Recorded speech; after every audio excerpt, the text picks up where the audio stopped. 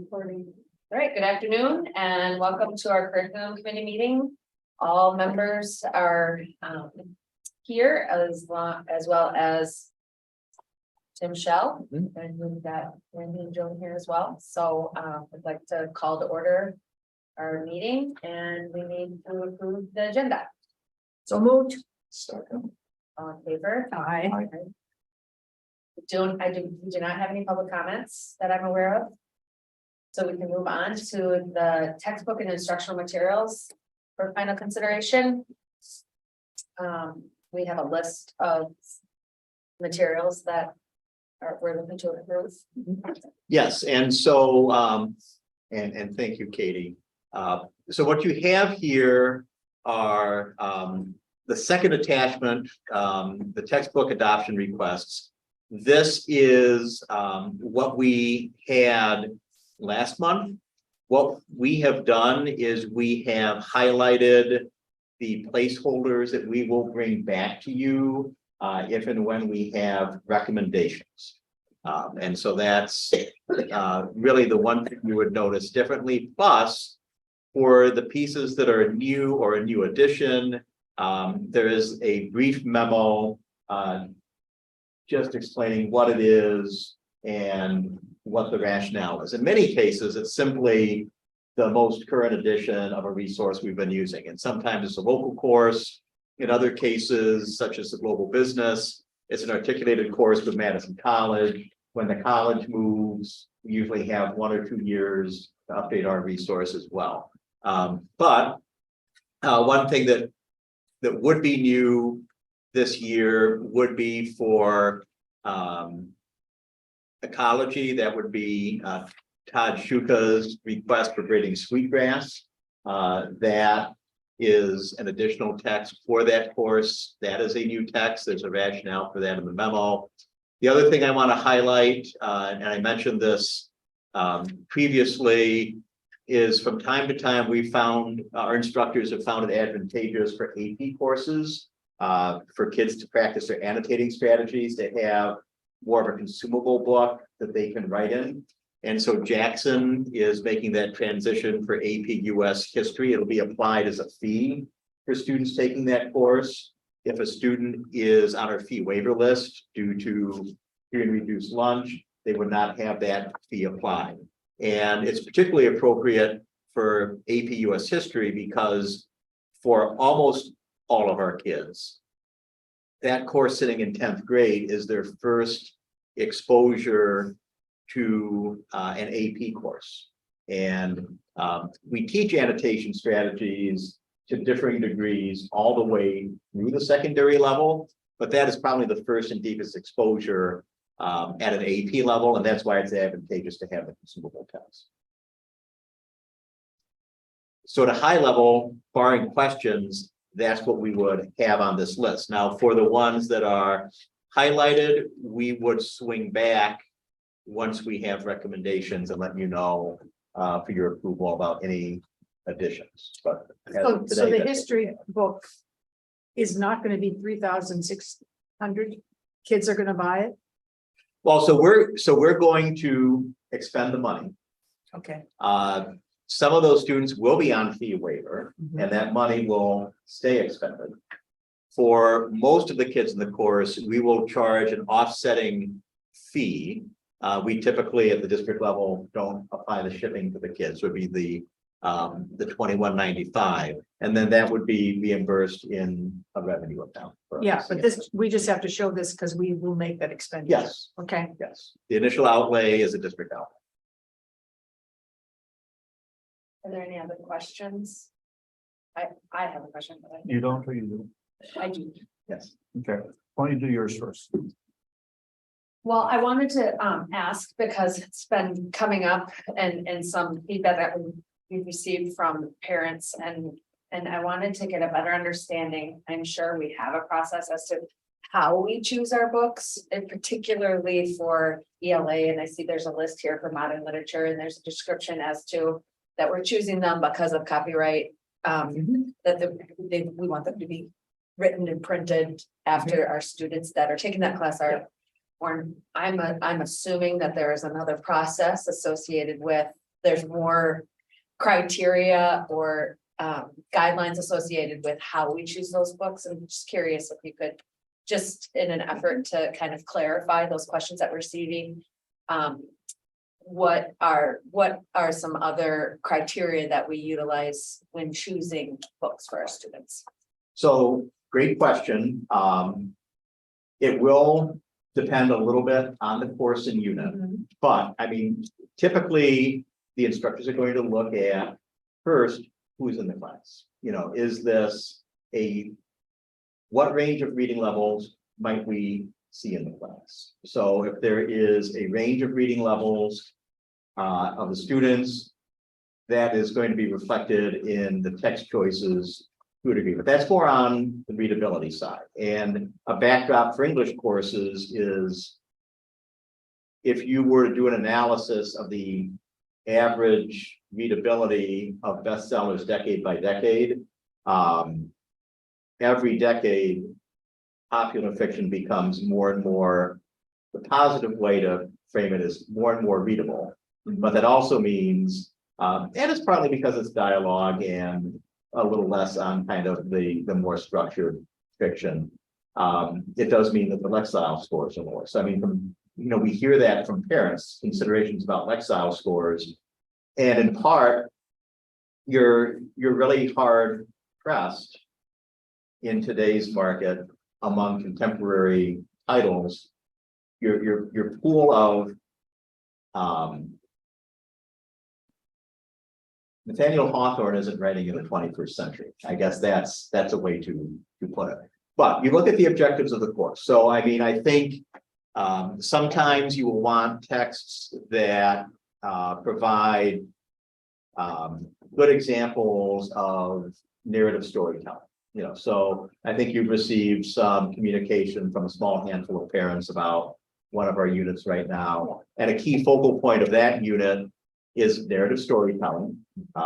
It's kind of a thematic strand throughout that course, but this particular unit, the kids are in lit circles, so you're looking for something where kids have a choice.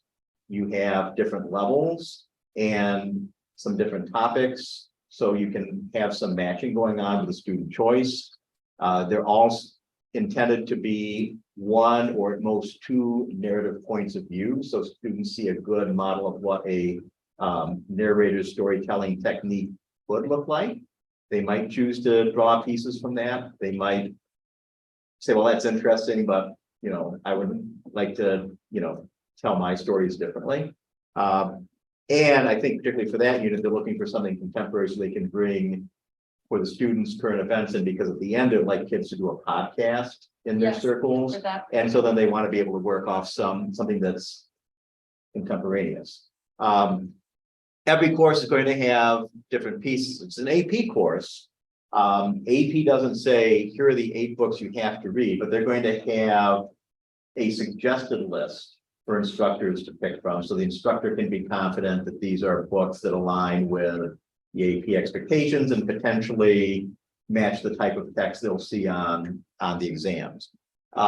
Again, for modern literature, I think the key thing is to develop at kind of an introductory high school level, some literary critique and analysis, and again, the focus is on the modern. If there are particular courses where you'd like to get greater depth on it, we could invite course teams to come in. I mean, our English teachers, particularly as we have changes to the team, do revisit these from time to time. And so I mean, if you'd like to hear straight from the teachers, I'd be happy to set that opportunity up for the committee. I'd recommend it on a course by course basis because it's very much dependent on the course objectives of the course. And I brought that up because we received some questions. And so I just wanted to, ask for clarification as to what the parameters are when you're choosing books as we're approving them from the school board perspective too. I try to do a deep dive on the high school reading list. And actually, I think I want to compliment those who are deciding. It's very varied. subject topic. It's there's some mixture for perhaps readers with less stamina. I first I said, oh, graphic novels at the high school level, but I know it's a popular genre. And so, but I think that it really provides a breadth of different focuses, is very diverse in terms of subject matter and genres. So a compliment to them for that. I would be interested in hearing about our English 10 choices with what we've had. My concern is that it looks like every book is geared to a very specific theme. It's not like you have 8 different books, 8 different themes. And so I don't know if this is a social awareness theme that has become part of the literary unit, but that's what it has, that flavor. And my concern, having been part of the department, and I did not reach out because I didn't think a school board member should. I wonder if it appeals to the needs of all English 10 students. My experience when I was teaching the American Lit class, which was considered an advanced program, 60% of my students came from English 10. And are we providing them enough literary rigor for those who want more of a challenge? And I thought that was lacking.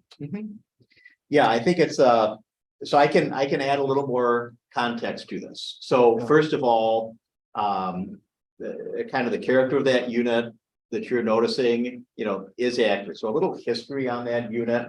Up until fairly recent years, this was so prior to this, they've read Julius Caesar. So we still have, some traditional aspects that people would recognize. Again, following Julius Caesar, traditionally, we had To Kill a Mockingbird, which has a strong, social issue component to it. And historically, it's been presented in that manner. So this focus is not a new focus, but the team made a collective choice to retire To Kill a Mockingbird, partly because of language and the way language was presented in To Kill a Mockingbird in ways that perhaps were not uncharacteristic when To Kill a Mockingbird was originally published, but today are things that in an entire class where it's a whole class read as opposed to a choice kind of stand out. And they felt it was better to substitute in the Slit Circle unit while trying to maintain the storytelling focus and the social issue focus that characterized the predecessor unit built around To Kill a Mockingbird. So this is what's come after it. We don't actually have a formal request in there, but as they receive feedback, and to be clear, the number of individuals that I'm aware of that have provided feedback I could count them on one hand. And it is a class, except for 1 or 2 sections of Advanced English 10 that all of our sophomores take. But they have come to me and said, we know it's past the deadline, but we do want to put in for 2 things. We want to put in for some time to maybe make some adjustments to the choices for this Slit Circle unit. And we would like to provide a formal explanation of kind of the rationale for selecting each text and what students and their parents might expect to find in that text, and potentially have something that could be available really at the start of the 2nd semester to give a lot more on-ramp before they actually get to the unit. Because that's some of the feedback we had too. This came out about a week before kids had to make their choice. Some people are comfortable with that amount of lead time. Other people express a desire for more lead time. They want to be responsive to that. So, but we'd love to have them come in and kind of talk about kind of their thinking on that as well. But that's kind of the background on it. Mark. I appreciate that, and I feel. If I was on the committee when that list came through, I probably would not have treated it any differently than I did last year. I didn't go deeply into it, but with more of a public interest in why we're reading what we did, I started doing more of a deep dive, and so I looked at the list myself and did a deep dive, and I've read about half the books. Yeah. And they're really good reads, I think, for sophomores in high school. I just felt, are we missing something for those who are looking for more rigor? And some of the books provide it and some of them don't, and that was probably my biggest concern. So if there's a time when that might be feasible, but that'd be awesome to hear us, so we're more educated. Okay, thank you. I echo your sentiments as well. I thought that it was great to get that information. I've never, as a parent, to have that email list sent out before I appreciate that. And in fact, I, look forward to choosing a book with my child. I think that provides a really great learning opportunity as well for both parents and students. So I really appreciate that the information was sent out. And I think that there is perhaps an opportunity to, while we provide that information, like you said, I love to provide information about each book and why it was chosen and what some of the content could be in there, or, those types of things. So I'm looking forward to learning more about that too. So thank you. Are there any other questions? I did, if Amy, you don't mind, are we making a shift in reading focus for the K2 ELA program? With the books that were listed here, it's phonics reading, and so is that replacing what we're currently using, or is that just supplementing, or? These are books that would go in our book room. Okay, So they would be additional titles that we would add to our book room. We wouldn't be replacing titles that we have currently. okay, so the ELA on the first one, which is highlighted with the link, that's phonics based reading. Yeah, And so then, those are from Pioneer Valley Press, which is a publisher that we like their resources very much. They have a really nice teacher support for the lessons. And this is a brand new series that they have just come out with. And so this is a format that the teachers really value. And so it was the book rooms were on the textbook adoption cycle this year. And it was a brand new resource. And so that was why that. so in terms of what they're using, and that's in addition to the leveled reading that they use for basic instruction. They would be able to choose, they always choose text to match their needs of their readers. So if they felt like one of these new books would be a good fit with one of their groups, they would choose those books. It would be available to them in the book group. Okay, so, all right.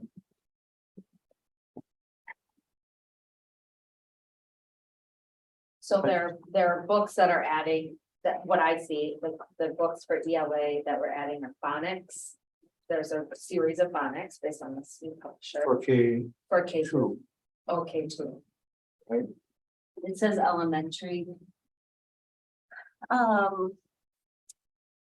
They wouldn't be limited to those teachers necessarily. I mean, any teacher in the building or a teacher, anyone that would have a need for those texts certainly could. I don't think they have them as graded. They have them as little different paths, like on our way and moving on, and kind of leveled that way rather than grades.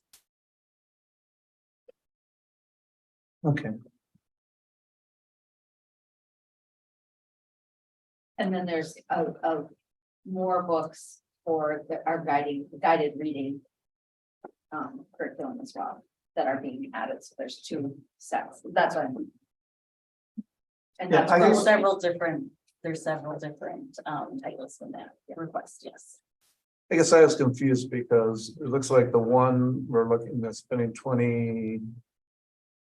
33,000 for phonics storybooks. And then we're spending another 21,000 for level readers. And so I'm just wondering, I'm confused. It looks like we're going two different directions, so. If you look at the scholastic request, those are short reads, which is again, a format that the teachers have really liked in the past, and this is a brand new one, Our World. So kind of can build that background knowledge, having some nonfiction texts. And then I believe also, if you scroll down, Rebecca, there are some, they have a new decodables and kind of a knowledge-based text sets too. So then those are available for K4 then? Or what's the target group for this? Yep, In these, combination, yep, yes, well, K6. okay, Like the those short reads we have through level Z, those we would put, I don't remember what it was, L through Z maybe in the intermediate. okay. Okay, thank you. Appreciate that. Are there any other questions? So it looks like we need, at this point, need a motion to approve, please. And make a motion, we approve these and pass it on to the full board. Second. On favor. Aye. Moving on to the summer curriculum project requests for final consideration. So thank you very much for your support of the textbook and instructional resources. Our teachers really appreciate that. This is the list that you saw last month, and it's back. And so I think the main thing here is previously there was one item that our OTPT staff had put in that we mentioned last meeting upon conversations with Tiffany. That'll get funded out of special ed, and so would come off this list. And otherwise, I think that's the only significant update. We feel these are all really well aligned with some good developmental activities. And as I said, as possible, we may be adding a piece. In fact, I'd say not possible. I think it's very likely. I just don't have it on here because I don't have an hour estimate. That we'll see a request from English 10 later on. Okay. I was talking with them about that. Okay. The question I had on the middle school ELA, there are two initiatives. And I had the impression that they're actually looking at potential new curriculum. And so how do these tie in? Do we want to be spending money on this now, or do we want to determine the curriculum first and then see if these things would actually fit in? It seems like we could be financing something that's might not be used in another year. Or 2 years, and it might be, but we don't know. So Right, so we don't know. I think, we've got a pretty strong consensus that focusing more on writing is going to be valuable for our students. And it is the case that we're going to be opening a review within a matter of weeks that will likely lead to a pilot next year and a potential adoption and implementation for 24-25. But I think our thinking is, since we know it's a need, we have students with us for next year, why not go ahead and engage in some of this work over the summer and get those updates in place next year? These aren't really requiring expenditures of new materials. It's staff time, and presumably some of that time, depending on where we go, you're right, Mark. It might look different in 2 years, but it's unlikely that all of it will. And so that's kind of our thinking on it. yes, there's a possibility some of the things they work on this summer might not be permanent. But they'll come into play next year, and we won't have new materials across the board until probably 24, 25. Okay, so then just an assurance. Because this is sort of the cart before the horse, because we're about to look at the data, and when I looked at the data and then I looked at this. How much concern into the teaching of reading will that pilot consider, will the choice of pilot, the potential pilots take in consideration? Because when I look at the star readings and the forward scores for a middle school, we're looking at 45 to 48% below proficient. And so is this going to be more of a literacy curriculum? Or is it going to be a combination teaching, reading, and literacy? Yeah, so that's Literature, I mean, that's a really important question, and so they. The selection process is going to be aligned to the standards, and the ELA standards by 7th and 8th grade. And actually, this is true at all levels, but you have reading standards, you have language and writing standards, and you have speaking and listening standards.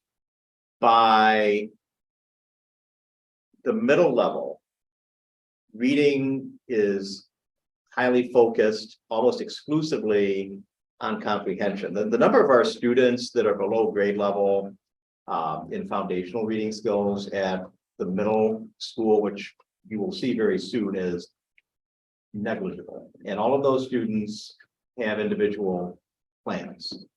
Negligible. However, Well, this is a total ELA. When you break it down by different components, yeah,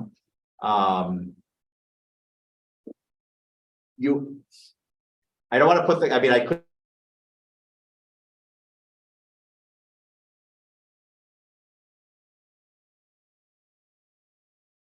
Not looking at things like word recognition, phonics, phonemic awareness. Those skills are very solid, and you'll see that soon. It's the comprehension areas that you're going to see variation in student performance. And so obviously we're going to be looking at vocabulary development, developing background knowledge, higher comprehension skills. That's typically what reading instruction would look like at a universal level at the middle level. That's very different than early primary. Early primary, you're going to see those foundational skills at the center. This will make more sense hopefully very soon. okay, And if you, I'll wait. yeah, so, but it is going to be standards based, and it is going to have to address all of those standards. Indeed. Reading has to be part of that. Yeah, maybe I can comment. We Yeah. can talk more when we get into Yeah. the actual data that you Yes. present. Yeah. Okay, so I don't have any more questions. Can you clarify, and this is just for me, the ELA is kind of broken out into different areas within this document. So like for the middle school, the requests are, my understanding are a deeper dive into a writing component. Mhm. And then also a deeper dive into the curriculum to get them set up for, or to perhaps prepare for pilot for. Yes. Mhm. So that's for the middle school. In addition to the middle school, if I'm reading this appropriate, and this is just to summarize it for our purposes, is a look into the progression of our advanced English Yes. curriculum from 7th through 10th grade 7th through 10th, yes. to ensure that there is a progression and to kind of get, so for the middle school, they're looking at writing component, a potential pilot. Review and adoption, yes. Review and adoption, and then they're looking at their advanced English. The whole strand The of whole advanced strand. classes is going to have some time for greater consistency across the board. And then for the high school level, they're also that look into the advanced English for 9th through 10th is. Would be part of that, Will be yes. part of that. And then what are the other for the high school? I know it's all in here, but just so that I can kind of like get a better understanding of, because there's a lot, there's a lot for the elementary school too that we're doing. There's a lot for the intermediate school that we're looking at. We're doing all this really good work. We have I the just modern wanted to- literature The modern revision with literature the is new high list that school. we have. And for the elementary school, we're looking at the book group, we're reevaluating, there was something in here, Reorganizing the book rooms reorganizing the book rooms. at each school. Okay. Am I missing anything? I think in the ELA area, that's pretty comprehensive. I think Okay. you've got that all Okay, in there. Intermediate typically does submit every year to kind of reevaluate their resources and their, because they're kind of teacher created. thank you for letting me kind of walk through that, No, because I think, you that's know, what, we're doing a that's what lot this of. is, that is what this agenda item is for. That's exactly what it's for. I think it is. We also need to be said that I really appreciate the people that are willing to put the work in during the summer to do this. Very much so. I mean, that's a huge, commitment to do, so I really appreciate that. They're really fine tuning what they're doing. It's great. Motion to approve. Second? All in favor? Aye. Aye. Okay, so thank you. Moving on to the student achievement report. So this report is something we used to bring forward annually in the late winter, or early spring, pre-pandemic. We're bringing it back. Much, but not all of this information is information you have seen before. Now, kind of coming back to this report after a few years hiatus and with new staff in our office, it may be possible for us to bring this in earlier in the year. I really do need to talk with our team in the CNI office about this, but most of the data in here, we might actually be able to provide in the fall when you get a lot of the other assessment data. And I think the main purpose of this report is one, to kind of have some high level indicators at the beginning.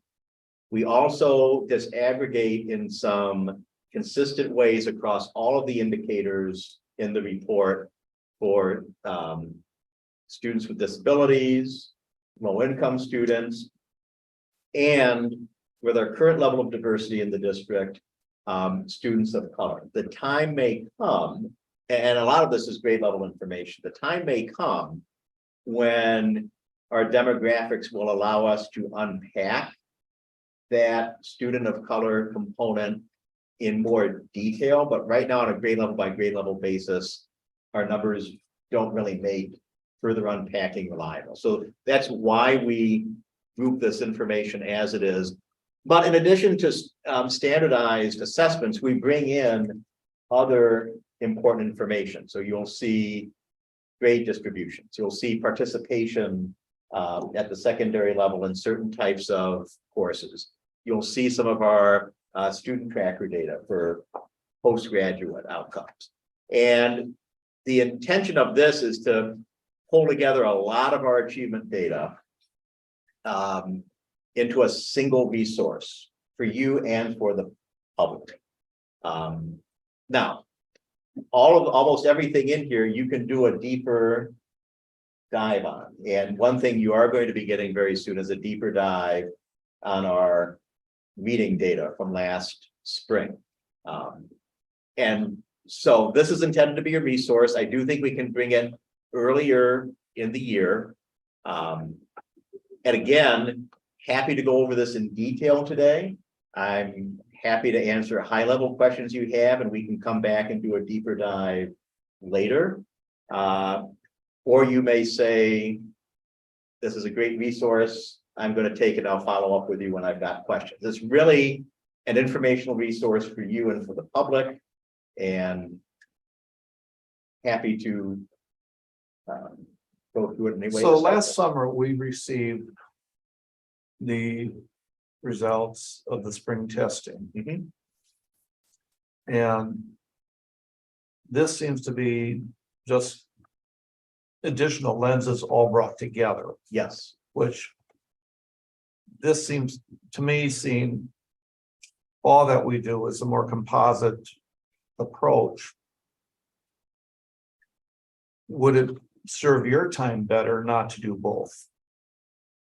that's why I'm thinking about maybe bringing this into the fall, if, working with Lola, our administrative assistant, we can do that, because I do think it would streamline a lot of it. There are going to be certain things on the state test you may want to see separately, but a lot of this gets pulled in here. Now, because we do the disaggregations in different ways, the result is there's actually a lot of work that goes into this. But again, once you get your data extract queries done, once you get your templates done, Lola worked with Annie to kind of redo our, it doesn't affect the data, but it affects the look, kind of the coloration to kind of go with our current colors. Once that stuff is done, it's a lot easier to update on an annual basis. So it was more work this year than will be next year. And so I think it might help us. And if we can have this ready by October, it might help you to have a single document. Well, I think it would help the board too. For the whole board to get this, which is an amplification of what they get in this in July, I think it was when we got it last year. Mhm.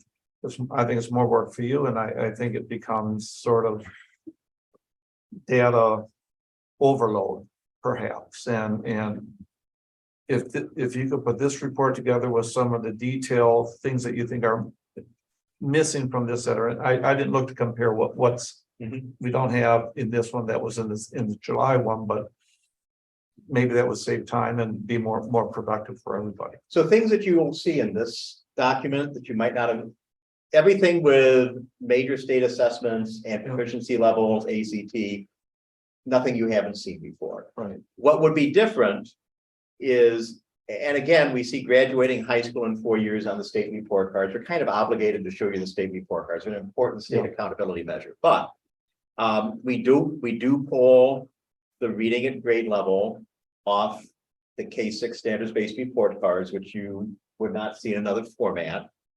During the pandemic, we gave you separate reports on DF lists, the middle school and the high school, but we have a long-term trend in here. We have more information than you'd see in the state report card about the course participation patterns of our students at the high school and also in 8th grade mathematics, which again is important. We shoot for the majority of our kids algebra or better in 8th grade. And so you will see here, this is a number that we put on the front table. And then you also will see some of our post-secondary data, which is a lag on because it's post-secondary data that tracks some of the longer term outcomes collegiately of our kids past graduation. And this is really, unless we do a special report for you on Student Tracker, which we haven't done in several years, this would be the one document where you'd see our post-secondary collegiate data. It would be interesting for me if the administrative team would look at this and say, this makes me stay up at night, or this is what I'm proud of. I mean, there's a lot of numbers there, but I just picked up in the one little thing that jumped out at me, and I'm not delving into the statistics, is that our low-income kids are always really low. Yes, they are. And so I'm wondering if that comes out when everybody meets, saying, well, how should we target this?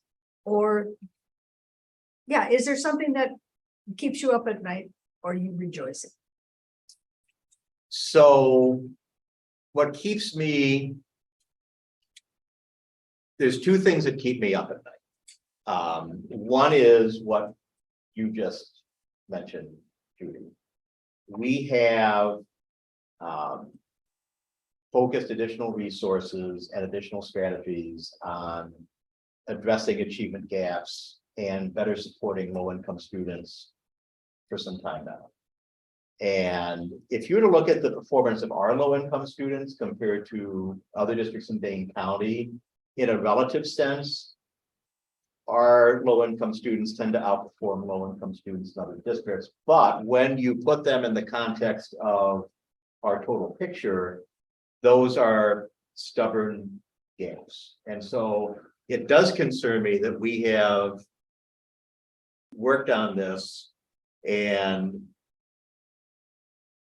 I do think it's important to recognize, particularly when you see kind of how some of those things flexed out in a negative way due to the pandemic, that some of these are things within our direct influence. Some of these things are not in our direct influence, but it does make me wonder if we need to make sure we are, for lack of a better term, pulling all the right levers. So is it strictly a matter of academic support? Or are there pieces around readiness, executive functioning, study skills that we need to focus on? Because we have not necessarily put as much effort into those as we've put into direct math support and direct reading support. I'm not saying that it's a mistake to focus on direct reading support and math support. I think that's the right word. I'm not sure when you look at this data, I think we need to ask ourselves, is it sufficient? The data would suggest probably not, and we need to consider additional. Well, when I looked at that and I thought, what can we as a school effectively do? You know, we give math support and that, but maybe it needs to be a broader question to within the community. Who can help support, you know, that population for a place to study in the evening, a place to supervise? And so it's broader than just the school, and maybe that's a direction we could go to. I don't have the answers, but it just seemed like we need to, it kept me up at night too. So that's a direct thing that keeps me up at night. The other thing is, it's partly our story and it's partly a larger story. If you were to look at this data, our data compared to most other systems, our data is in good shape. But you know, towards the end, when we look at some of our post-secondary data, I think it's important to recognize in America what happens in that transition to adulthood. Now, I do want to put this very important qualifier in here. The data we have access to as a school system is higher education data. There is a service database that we can access that gives us fairly reliable information for what happens to our students after they graduate from us. The number of institutions that don't participate in that data, it's geared to financial aid. So the number of institutions that don't participate in that are very small. And it's limited primarily to institutions that don't do financial aid, which are the service academies and certain tribal institutions, because they have different financing mechanisms. What it doesn't show us is the workforce outcomes in, say, we can look at the completion outcomes 6-7 years out from graduation in terms of higher education credentials for our kids. What we can't tell you is the career transition. And so it's a very incomplete picture. The career transition is important. A lot of kids go straight into the workforce or go into the workforce with additional qualifications that might not be a degree, but they might be a technical credential that is a significant credential that has a lot of career amplification for them. So cutting to the chase, Rebecca, if you could skate down to page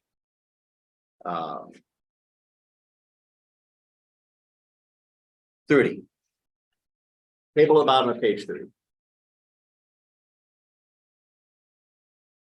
This is something we should think about as Americans. And also as Waunakeans. One more page. This bottom table.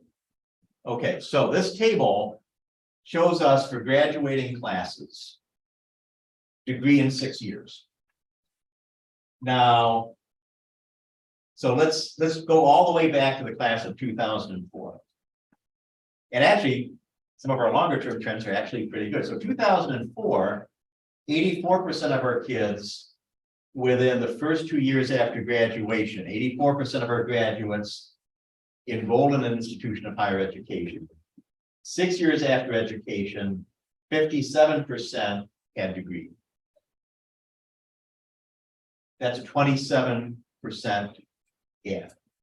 2/3 of our kids that were enrolled in higher education in the class of 2004 degreed in 6 years. That meant that 1/3 did not. That's expensive for those students in terms of education and potentially family expenditure. It's also expensive for all of us. Now, actually, our trend has been a little higher because you will see that our enrollment in, say, the class of 2015 was 84% in the first 2 years. And in that class, 66% had degree. So that's an 18-point gap. So actually our outcomes improved. This is, on the one hand, it's good news, but that's still a pretty significant section of kids. And again, it's not all on us. I'm not saying it's academic preparation. There are a lot of things that go into this. But, you know, this is an outcome that is really,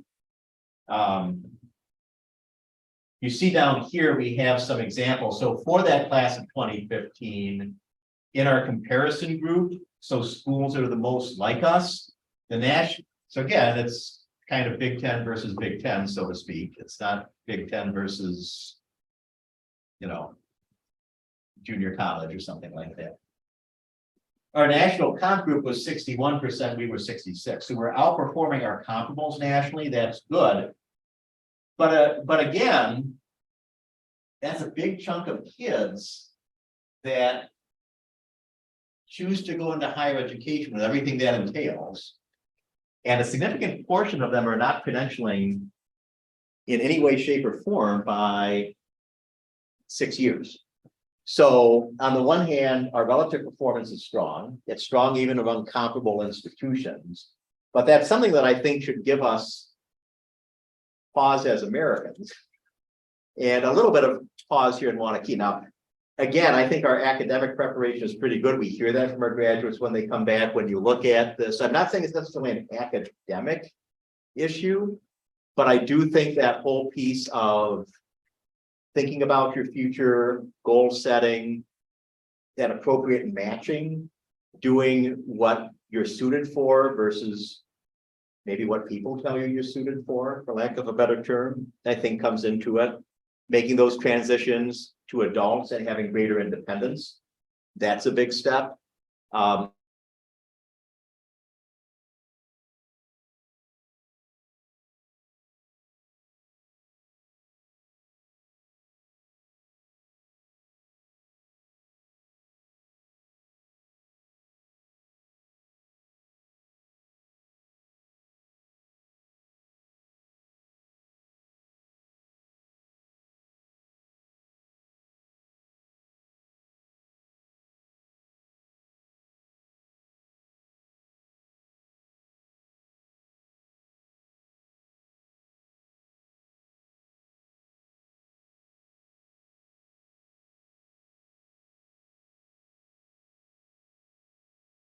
Successful and support yourself in adult life is very important.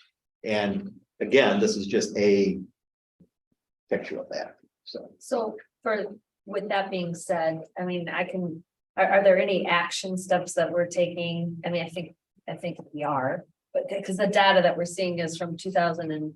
There's a big lag on this. Yes. So I'm wondering, with that being said, what have we identified as some action steps of things within our control as a school district that we think are within our control that could help to ensure that students are taking the next appropriate steps that are, that match kind of where they're at that time. So for example, like I can think of our youth apprenticeship program that has grown significantly, I would imagine, since 2016. And I would imagine that program helps to students kind of figure out what their next steps are, what would be a really good fit for them afterwards. So are there other action steps that we're taking to kind of address that concern? Yeah, so I'll just give a few highlights here. Okay. First of all, this district for a very long time, and this isn't recent. We had what I would say is a comprehensive academic and career planning model that predated the state requirement. I came here in 1999, and we had the career workshop course in 10th grade before I came here in 1999. And it's still a pretty unique course. At one point we even team taught it. So you might have even team taught it with a phys ed teacher, Mark. I'm not sure if you I did. don't remember that far back. I don't think so, but maybe. It was just yesterday. But Katie, your kids have been through it. So in the sophomore year for a quarter, you take something, and we do it to a degree in every grade, starting in 6th grade, but in 10th grade, there's a quarter length deep dive on it where they are working in Zello, what used to be called career cruising. What are my interest inventories? What do I identify as my skills? How do those map into what the federal databases say are the skills for certain professions? They practice interview skills, they practice job searches, they develop a resume. They do that all as sophomores. That's a really valuable piece. And the business ed team is always tweaking that to try to make sure it's contemporary and up to date with today's needs. What have we done in recent years? So I would say a few things. One is we do focus more today than we may have at other times on what we call disciplinary literacy at 712, which is what do some of these key academic learning skills look at, not only in English, but also in the sciences, career and tech ed, et cetera. The high school, you may remember Michelle McGlynn came in and shared that redefining ready piece. Yes. So redefining ready looks at multiple measures, GPA, course patterns, service, that have an evidence base for post-secondary success, whether it's workforce or college. And so we are a district that has done work in redefining ready. The high school made the redefining ready measures their targets for their school improvement plan for this year. So that's a very broad-based set of targets that kind of lead to post-secondary success. Again, the law class predates me in the district, and I've been here a while. But one thing the law class does more today than it might have 20 years ago is, and again, the law class aims to be very practically minded. So you'll learn about contracts and rent and credit reports, but they also go over the FAFSA in law, just to make sure as you're transitioning, you understand what that looks like, even if you're not going to college today, if you might be in that group. So again, there's always a gain from the fall to any time in the first 2 years. People come back to college or start college later in life. So the FAFSA is good information. Those would be just a few of the things that we've done.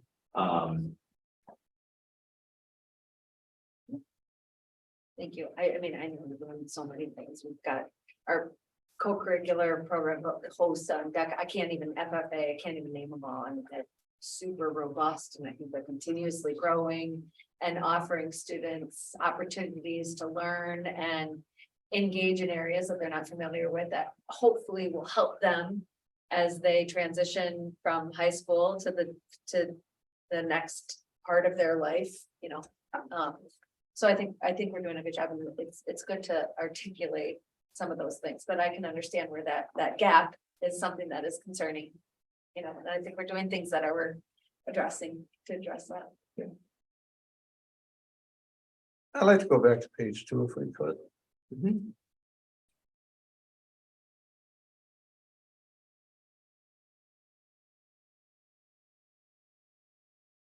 So when I look at the vital measures we have here, it looks to me like the K-6 reading level is based upon the Fontes and Pinnell testing. It kind of parallels that number. I guess I'm wondering, why are we using that instead of the STAR test, which I forget what page that it's in here, but it's significantly different. And unless I'm mistaken, the STAR is a little bit more objective than subjective. In that, as the Pinnell, as I understand it, it's teacher assessed by It's observation. an initial assessment. Right. Yeah. So there's a degree of subjectivity the STAR test doesn't have. So I guess that would be one question, and part of it is because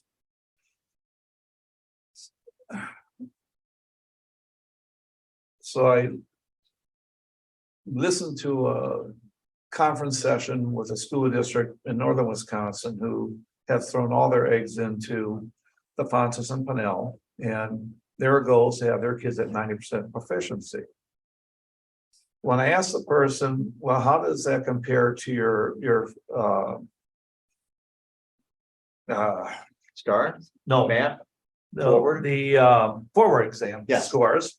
And I know forward exam is a composite, it's Mhm. reading, writing, it's not, it's sort of what ELA is in totality. Mhm. But the public sees the forward exam. And as an individual parent, I'll see the STAR results, I'll see the F&P results, because I know what level my kids are reading at. But the general public looks at forward exam and they say, oh my God, 47% of our kids are below proficiency. Mhm. And that's just grades 4 through 8. Some 1,300 kids Mhm. below proficiency. But the STAR test scores aren't that much more. In fact, in some ways, or maybe even worse. But they're on average, the STAR rating from 2 through 8, 48% are below proficient. And so I guess I'm just wondering what this test seems to overstate our proficiency in reading. So what I would say is there's a few different indicators here. So one thing I do want to clarify is the STAR data here. Those aren't proficiency numbers. Those are percentages of students meeting their growth target. And so That's the third one. the third right? and the fourth, yes. But what about the second one? The second one is coming off the K-6 report cards, and that's based on the Fontes. I mean, we would never use just one Yes. piece of evidence to inform that, but that is a resource that teachers use that Mhm. helps them guide their instruction. But a lot of teachers will take formative assessments on reading level. You know, there are many assessments, but that one does inform a lot of their instruction. Mhm. But that is the report card grade, not just the Thompson Canal one level, one score. Yeah. But then, yes, continue with the STAR information. Right, so the STAR piece here for both the growth, both growth, and so for 7 and 8, the reason why you see DNAs is for a few years, we were using the Aspire for 7th and 8th grade, and the Aspire didn't generate a growth target. Now that we're back on the iReady, which provides a growth target, we can blend the iReady growth targets and the STAR growth targets. But a growth target is the typical growth, which is going to be what's the amount of growth from a common starting point that 50% of the kids could have.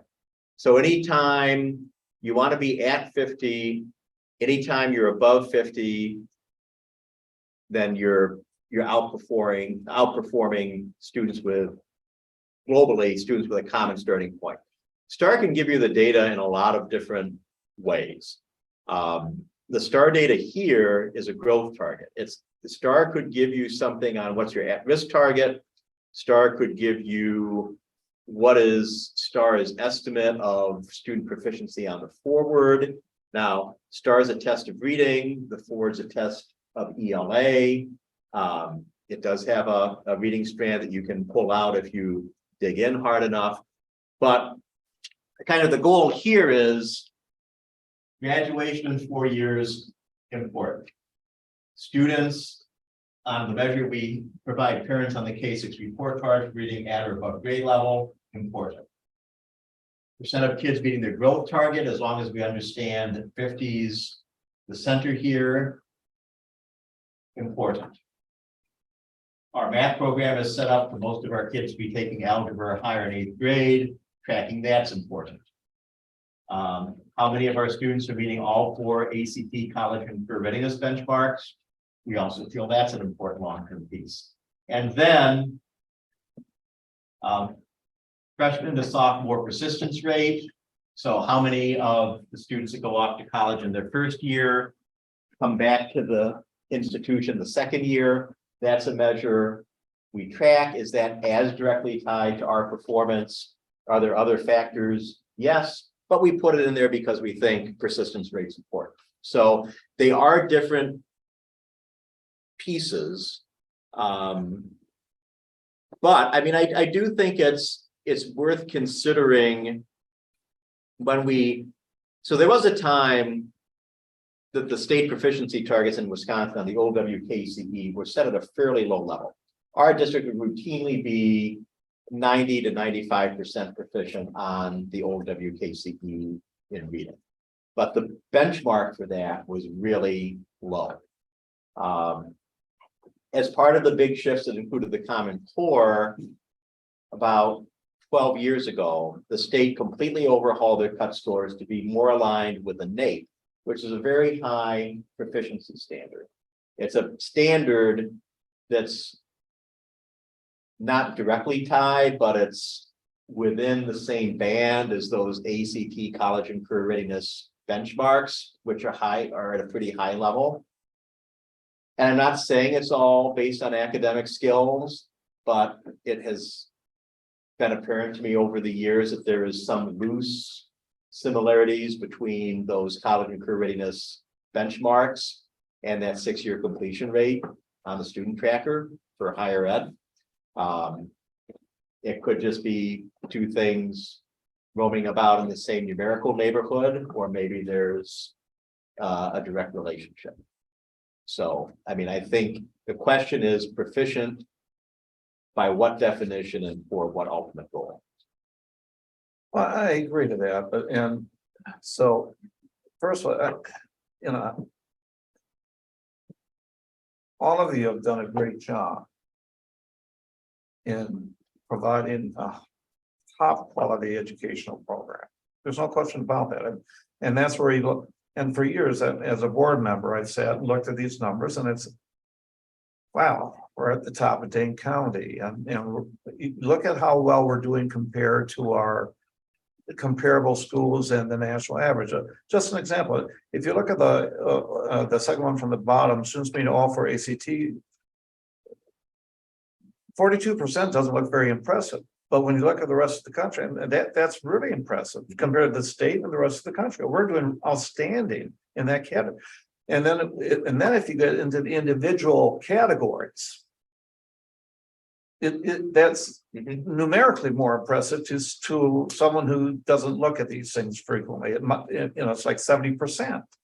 And so very impressive. So we might have some 70% math, meeting the college level, but maybe in science they're not doing so well, and that's where you get that 42. But great stuff. But Judy asked you what you stay up and worry about. If we use the STAR numbers instead of the Fonts and Pinnell for reading, we're at 45 to 48% below proficiency. And that's across grade. I look at the high school reading and they're not much more impressive. That's so, and then I'm equally concerned, you look at the math thing. I mean, what we're saying is in a district as phenomenal as we are, we do have 44% below target in math. And you look at some of the math scores on the other testing, again, the same numbers. Those are percentages, and I've been numb to the numbers, and that's why I asked for that data, but just trying to do a rough estimation, if I use a STAR test, between 2nd and 8th grade, we've got 1,026 kids below proficiency. If I use Fontes and Pennell, we got 510. That's not chump numbers, and so I'm concerned. And I think that I would like to hear what are we doing? I'm not saying we're not doing, but I don't know what we're doing to help them better. And it would help me be more informed when people ask me, well, how can you say you're doing so well when this is it? And what are you doing to solve it? We don't know. And to, earlier we've had with you, Amy, I'm so pleased with what you and your expertise and your staff have gone into with K2 to try to address that stuff. But I think that's something we need to discuss here in this committee at least. So how are we addressing those issues? As good as we are, what are we doing to help them? And like you shared with Katie, some of the career stuff. We don't know what we're doing to help those kids. And we need to, because if we're putting 1,000 kids to graduation with underdeveloped reading skills, we've limited their employability and their choices upon graduation. That's what keeps me up at night. So I'm hoping that's the direction this committee could go, that we could have a segment at each meeting and might be extended. Okay, this topic goes for 3 meetings. What are we doing at this level for the math? I've been primarily focused on reading because that's my background. Right. But the other numbers hit me too, and so that would be helpful. That's something I would like to hear on a fairly regular basis until we can have a greater understanding. Are the kids actually doing that bad, or is that the way the numbers? And I don't know if that makes sense. I mean, sometimes you look at test scores and then you talk to the teachers and the kids are reading.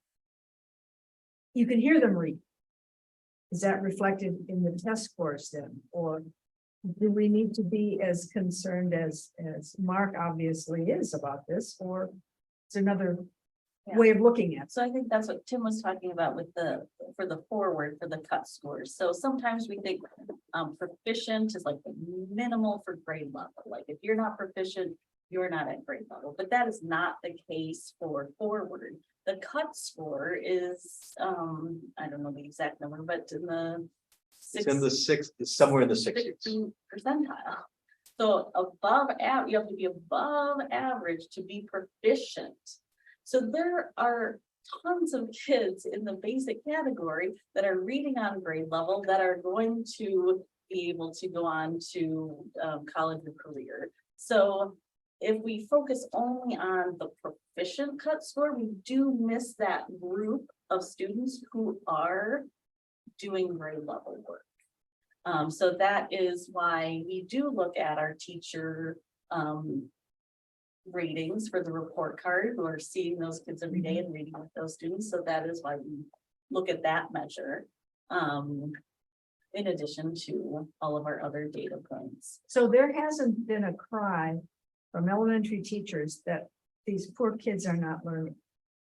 I mean, I think what Mark is saying is, we always want to have as many kids high performing as we can, right? So we're always looking at the data. The professional learning communities model that, we've invested a lot in really looks at that kid level. So like the 3rd grade teachers in the building will sit around, they'll look at a common formative assessment that they have.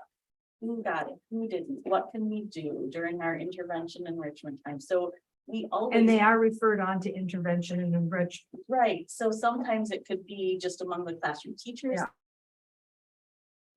Or it might be a more formal intervention program or enrichment. So that is just, kind of boots on the ground, what those teachers are doing on a weekly basis.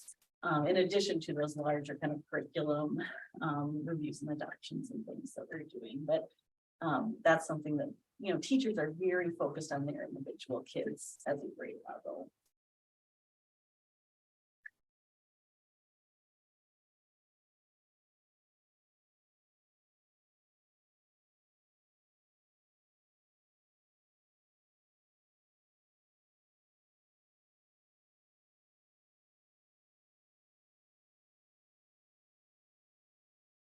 Groups and we have done a lot of really great things that are in the best interest of our students, and I think it's really important to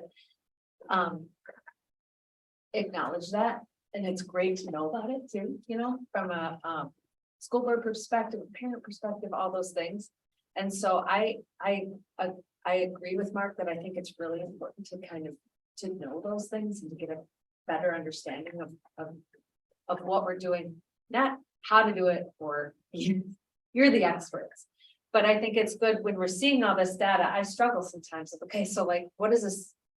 Okay, this is great, but what does it mean? And what are we doing? And how are we measuring? And what are our action steps and those types of things? So when talking to you, we're taking action steps, but it's so great to know what they are. And I think that, and as we're making decisions as to, where we should put our priorities or our emphasis or funds towards, it's good to know what we're doing, what's working, what we might need to revisit and revamp, or and so I agree with Mark that I think it would be very beneficial to have a better understanding of all the great work that we're doing, to address some of the, to get kids where we want them to be and to focus on the excellence that we, that is a priority for us. So I agree. I think that would be a good thing to institute within our curriculum committee to get a better understanding of what we're doing, what action steps we're taking to address maybe some areas that we need to continue to work on, to get our students to continuously grow as readers or in math, or to prepare them for the next lesson. And, our hope in making a resource like this available is to actually provide a common touch point for exactly these kinds of conversations, because it's multi-year, it's predictable, we break down the data in similar groups across all of these measures to the best that we can. There are a few where it's not as easy, but in general, we try to do that. So, I think this is good. We can potentially bring this as an update earlier in the school year, now that we've reactivated it.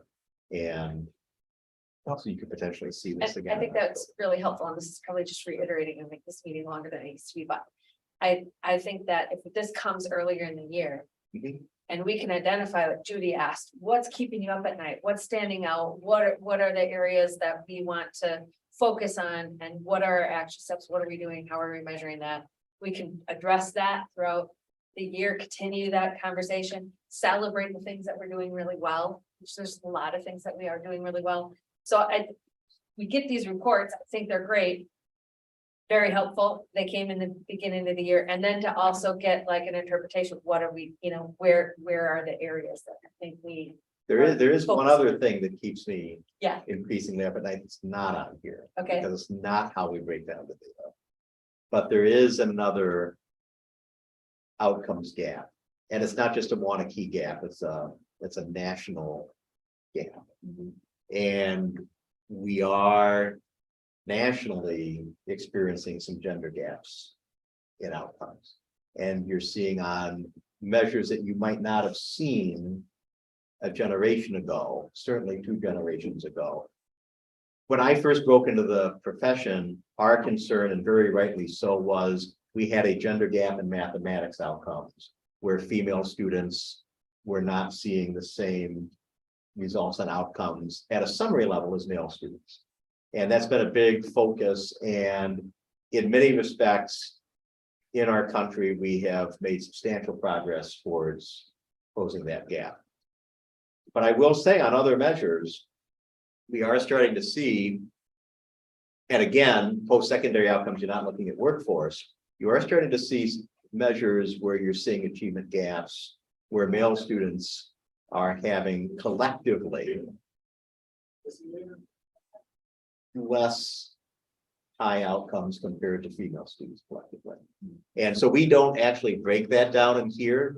But that is, and again, I don't think we're any worse in that respect. We may even be better in that respect than many institutions, because I do think one of the things you'll hear researchers in the area say are good action strategies are apprenticeship programs, applied activities, and we do have traditionally a strong and diverse set of elective offerings in those areas at the high school level, but that's certainly another area that is worth some conversation about going forward, my opinion.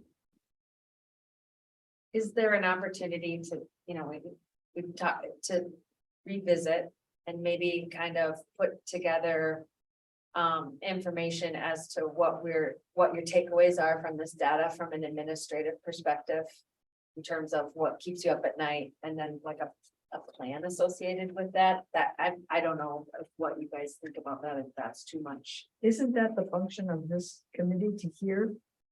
I mean, I don't want to write another report. No, I don't mean a report, I guess. Like your, 3 takeaways from this, from the data that came out or whatever, what you think we need to work on. And then what we're doing to. Well, I think, one, thank you. Yeah. And Amy for all that went into this. I mean, I think this is really helpful for focusing. And greater understanding, likewise for getting us between meetings, the building goals, because when you look at them,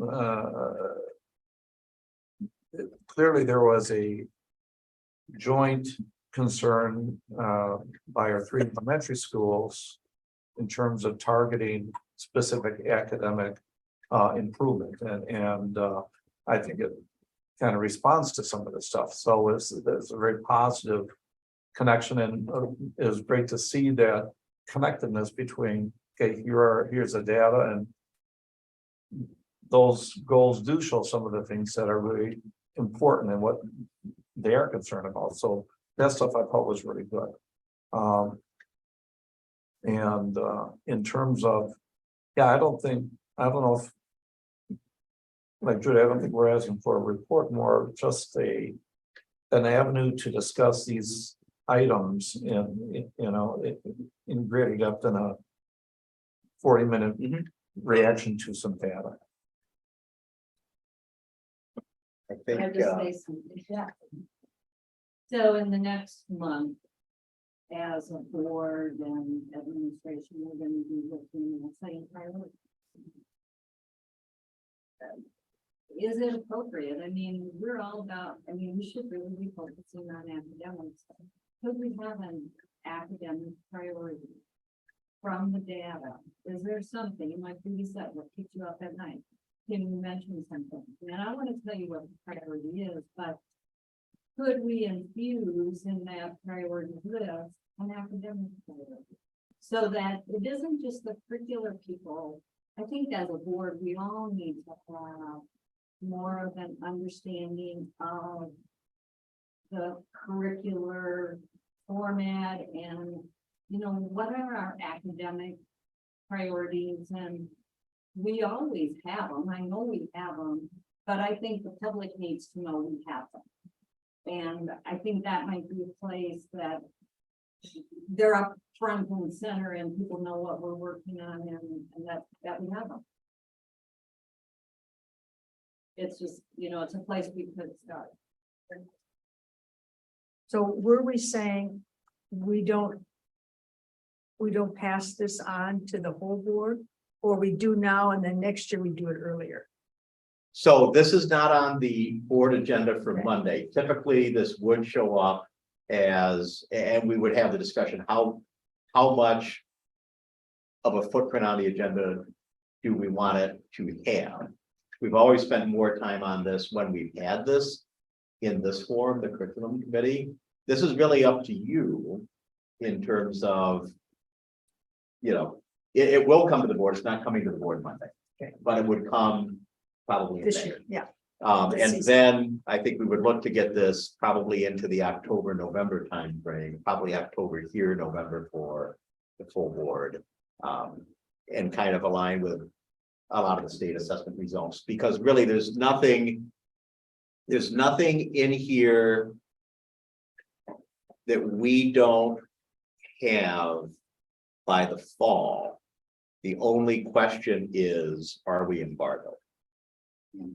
But I think for some of the state data, I mean, our local data, we all have, and if it's grade data, I mean, when we close the books on the fourth quarter, we can actually begin putting in course taking patterns, DF percentages, things like that. Yeah, the forwards don't come out till October, right? Usually, it's whatever the state tells us we can, I mean, we see internally, we see all of our state assessment data Just can't share. in late June or early July. I could, and Amy could, meet with each of you individually in the summer and show you our data. By the But we pool? can't show it in a public venue until the state says it's off embargo. Mm. So, So maybe we should target the November meeting for that. Yeah. I mean, so you have. Yeah. So you don't have to have a segment again to the whole board in April, or excuse me, July, and then, okay, we're gonna do it in October, but oh, by the way, here's our forward exams. It would seem to be more efficient than if we just set the date, so it'd be November. By time, because it won't happen before our October meeting, I don't think. Historically, I think it's been about the middle of the month. it's usually, I've seen it different times. It's usually late September to mid-October.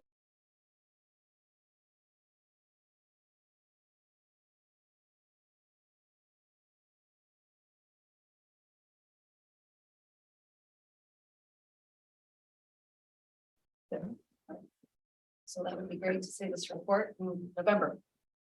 Are there any, I think the next thing on the agenda is just items for future meetings. So I anticipate, we will, bring in something next month that will have Mark's request that he's been very patient with on the reading data. Okay.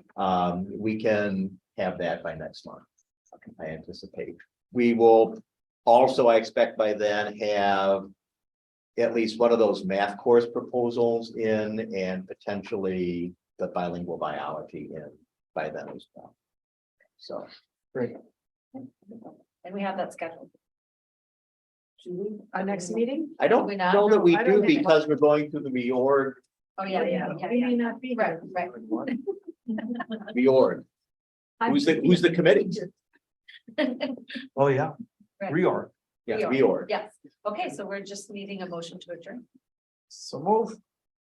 Second. All in favor? Aye. I'm- Thanks very much. Get away for I'm going to show you something very quickly, but it'll be more broken down when you see it.